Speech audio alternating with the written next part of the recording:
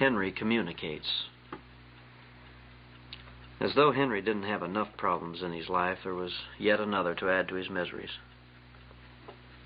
The telephone company sent a representative to see him. The power company's progressive move on Salem Pike had prompted them to match the progress in the community, and the telephone line was at long last to become a reality. Henry listened without too much enthusiasm, not because he was opposed to progress, but because he wondered how much progress he could stand. He heard the most reasonable arguments as to why he should have a phone installed. Esther, determined that she would not influence Henry in this, was having a hard time keeping still when she thought of all the added convenience a phone would give them. If there ever were good things in life, a telephone must be one of them. The man from the phone company told them how by telephone they could keep in touch any time with anyone in the world. A real lifesaver in emergency. They were told that to be cut off from human contact is to live but a part of life, for the wonder of telephone is that it multiplies human contact, a fact soon to be realized by Henry, and constantly develops new ones. They were told about the wonderful new extensions and that one in the bedroom was a must. Henry asked why he must be kept constantly in touch with 3 billion people. Esther laughed, and the phone man winked at her and said times were changing, that progress demanded instant communication. Henry thought of the inability to communicate with his own family, and he wondered what he should say to 3 billion people outside his home. Then the telephone man told Henry to think of his wife seriously ill, and what a lifesaver the phone would be to call a doctor to her bedside. Now, this was before Henry had ever tried to call a doctor to anybody's bedside. The loud extension bell that could easily be installed at the barn to keep Henry within earshot of the telephone seemed also like a good idea, and so the contract was signed in Henry's tired signature, Henry L. Morgan, and in Esther's fine little hand, Esther A. Morgan, on the line below. The next day, the phone company installed the phone, and Esther spent the entire day calling everyone she knew on the Pike, and then started on Willoughby. Henry had never seen her so happy nor so tired when supper time came, and she confessed she was so tired she wondered if Henry and the children would mind a few fried eggs for supper.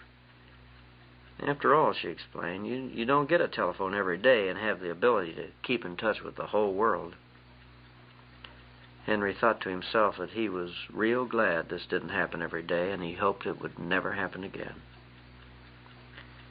In the weeks ahead, Henry learned that the same road that let them out to Chamberstown, Willoughby, and Dexter City soon let all of Chamberstown, Willoughby, and Dexter City into them. He also learned that the same little black phone that kept him in touch with the world kept the world in touch with them. More and more time was consumed on the phone. Henry kept an accurate account one rainy day while he was in the house, and the phone rang 17 times. There were solicitors with guessing games and free prizes, TV and radio quiz programs with money to give away. There were calls of inquiry about whether Henry had any lots to sell along the road. The one call that distressed Henry most was from the assessor's office to inform him that his real estate had been reappraised in light of the progress that had come to this area, and that instead of the $31 per year which he and his father had paid for 50 years, his taxes would now amount to $365.78 per year. When Henry protested that it was the same land he had always paid taxes on, they replied, "Oh, not anymore it isn't, Henry. Why, you own 160 acres of subdivision land now, and that's what progress has done for you." When Henry objected that he had no interest or thought of subdividing his farm, they only chuckled and said, "Not now you don't, but we'll give you time." Esther had been invited to join the Canasta Club in Willoughby, a game she had never heard of but was attended by many of her old school friends. She joined and said that everybody needs to get out once in a while by themselves. She also took an active part in the PTA, for they called every Tuesday to see what she could bring on the next homeroom Mother's Day. She explained she wouldn't have time to bake anything, but she would bring some bakery cookies. This necessitated a trip to Willoughby the next morning. In the 17 times the phone rang that day, Henry observed that all of them together did not amount to a hill of beans, but that 4 hours and 15 minutes of Esther's life and his had become involved in these nuisance interruptions. Time was becoming a scarce commodity, and more he heard himself saying, "I don't have time." Sometimes it seemed like his mind would burst. Like a backlog of trash, the many problems that lay against the dam of his mind threatened to break him and destroy him. If only he could talk it out with Esther, but there was no time. No time to think, and no time to figure out what was happening at Whispering Pines. One day, while working in the hayfield, Henry decided that he must talk it out with Esther. He thought how he would come home early from the field, and after supper he would suggest that they walk to the point overlooking the valley, and there beneath the big pines he loved so well, he and Esther would tell each other the fears, dreams, hopes, and needs of their hearts, just like the old days. The very thought of it made Henry's eyes misty with tears, and like a homesick boy homeward bound, he whistled through the afternoon with a light heart, just as light as a feather. When he arrived home, the children were on the floor before the TV watching as some cowboys thundered through Eagle Pass, and for a while he had a hard time making himself heard. Finally, striding over the TV, he snapped it off and said, "Where's your mother?"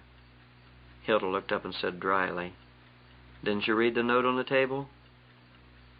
Henry went into the kitchen as the sound of gunshots again echoed throughout the house. Finding the note on the table, he unfolded it to read in Esther's fine hand. "Dear Henry, Mrs. Snyder called from Chamberstown and asked me to help in a special drive for funds for the National Committee for the Mentally Retarded, and I've gone to Chamberstown for the evening. I would have told you, but you were in the hayfield and it was so hot, and I didn't have time. There are some TV dinners in the freezer. Hilda knows how to warm them. Don't wait up. I'll be late. Love you, Esther." Henry's eyes filled with tears and his heart with resentment as he remembered happier days when a walk to the hayfield would have been a happy treat for Esther. For he could almost see through his tears her happy figure tripping across the field with a jug of cool water and the greeting, "I just couldn't wait until evening to see you. Let the horses rest and sit in the shade with me for a few minutes."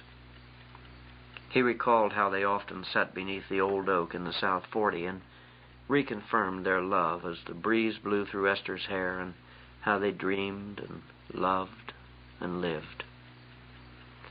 In a moment he crumpled the note and dashed it into the paper basket by the door, and he shouted, "I'm going to the barn to work. I don't want any supper." He went out, and no one heard him slam the door, for it sounded just like the gunshots on TV. But Henry didn't go to the barn. He walked in the dark of the evening to the point called Shiloh that overlooked the valley, where the tall pines grew, and there he sat, chewing grass and thinking until the sun went down and the moon came up. The more he thought, the more confused he became, and soon he grew weary. And trudging home, he slipped into the house and into bed, and no one knew he had returned. In fact, no one knew he had been gone.